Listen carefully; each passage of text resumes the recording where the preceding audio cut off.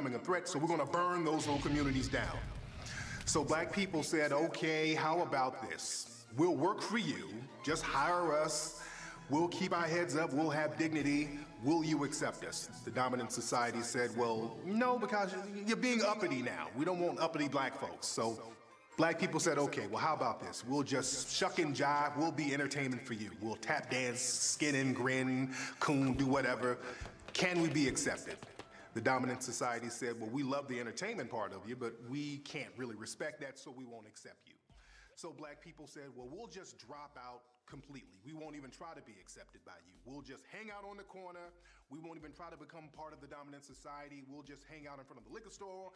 If we see something we like, we'll take it. We'll just do our thing. The dominant society said, well, no, you do that, we're gonna arrest you. So black people said, okay, well, how about we just go in the house? We'll just get crumbs from you. We'll just stay in the house and watch TV because that way we can escape racism. But the thing is, when you look at television, what do you see? Negative image, negative image, negative image, negative image of African-American people. So the bottom line is there are no rules for the dominant society to accept black people as a whole.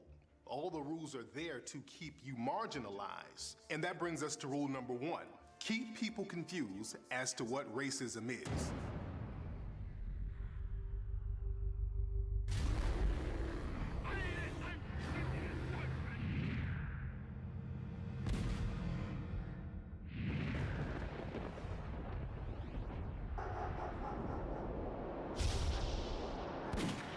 The first time I think I became aware of racism as a kid was watching cartoons.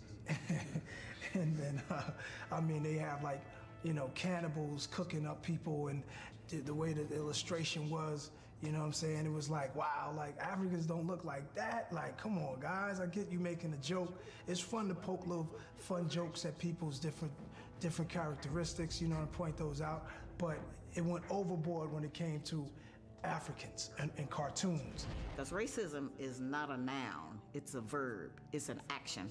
And in order for a person to practice racism or to be a racist, they have to not just have prejudice, they have to have power to influence the success or failure of another group's life. That's a racist, and we don't understand it. We think it's just not liking somebody. Racism has to do with power. For example, a black person could stand on the corner and say every negative thing they could think of to say about a white person. They can't determine where the person lives, how much money the person is going to make, you know, whether they're going to have health care. So racism is a power dynamic. It is a power system dynamic, and black people are the victims of racism. Calling a person names is not the same as being able to control every aspect of that person's life.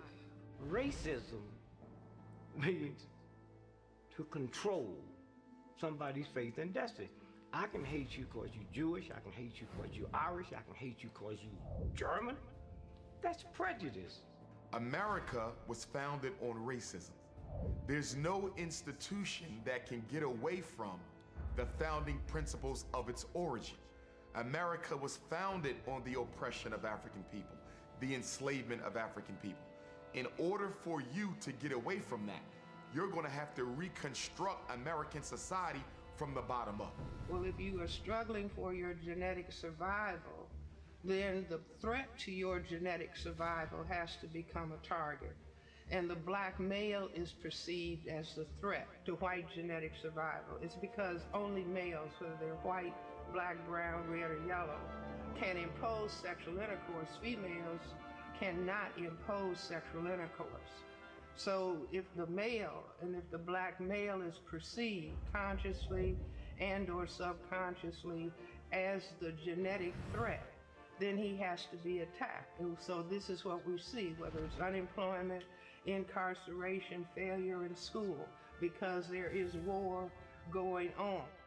The cloak of Obama, under the illusion of inclusion, as I like to call it, black people are suffering more now than they did under both George Bush and Bill Clinton. Our unemployment rate is higher. Our incarceration rate is higher. Every index of so-called progress for blacks is worse under Obama than the 2-3 previous presidents. You always put a black face in office when you're about to take things back from black people. Let's be clear. I'm not suggesting that black people don't hate white people. There are plenty of black people that go, I hate you. I hate you. I call your names, get pictures of white people, throw darts at them. But you still get the loan. So the fact that black people don't like white people doesn't mean they have the power to affect them as an entire group. See, white ain't a color, it's an attitude. And you got to have big bucks to be an attitude. But here's what they didn't hide.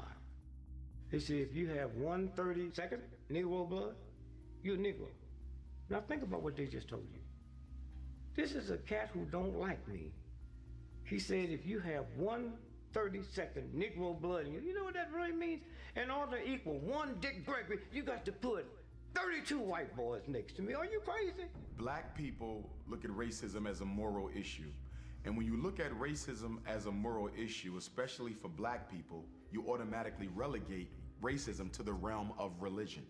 That's a problem, because now the solution to racism becomes baptizing or Islamicizing white people into the righteousness of God and equality.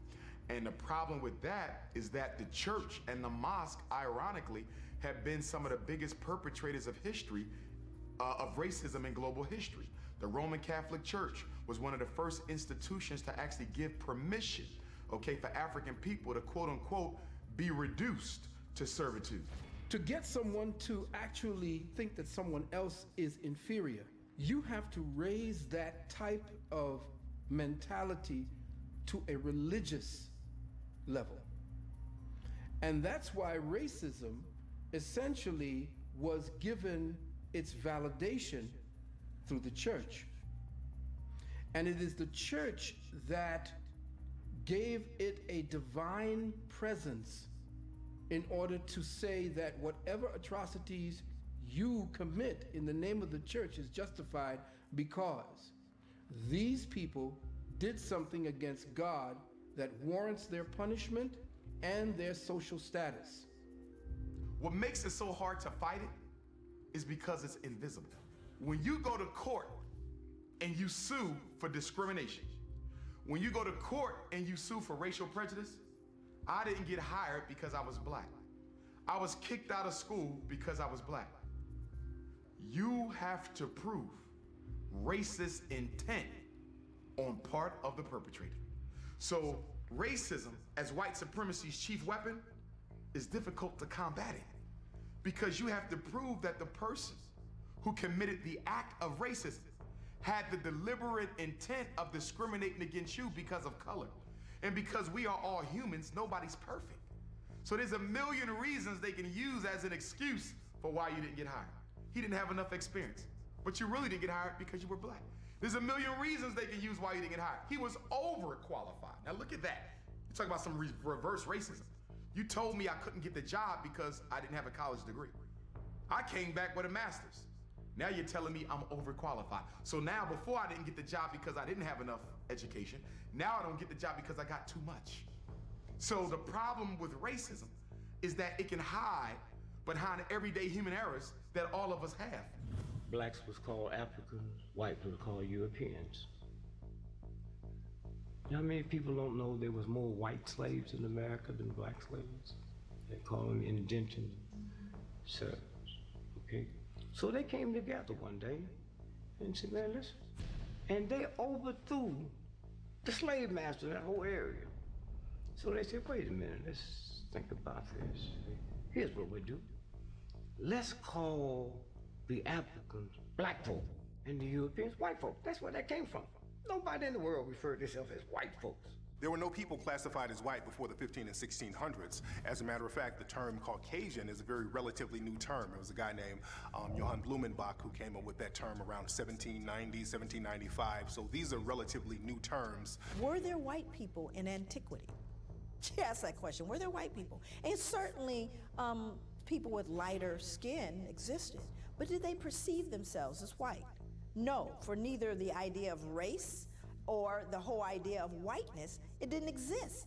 People weren't, there was no real relevance given to that kind of idea. People were more interested in the regional stuff and where you, but there was no concept. Not until the construction of the mid-1800s notion of the Caucasian, Karl von Linnaeus and Johann Friedrich Blumenbach, who came up with this whole idea of this Aryan nation, just a whole basic fictitious hot mess, did the whole idea of race and whiteness even appear. But with the emergence of that construct of whiteness came the emergence of white supremacy.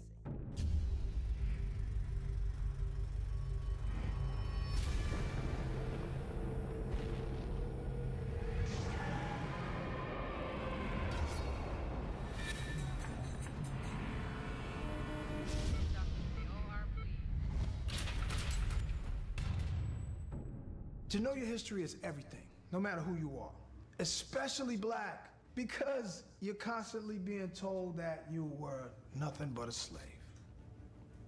Constantly. No one began as a slave. That's not what God put you here for. If you know anything about the history of slavery, that's the first thing that they did. They beat your history and your native tongue out of you. And what's amazing about America, even the state... Look.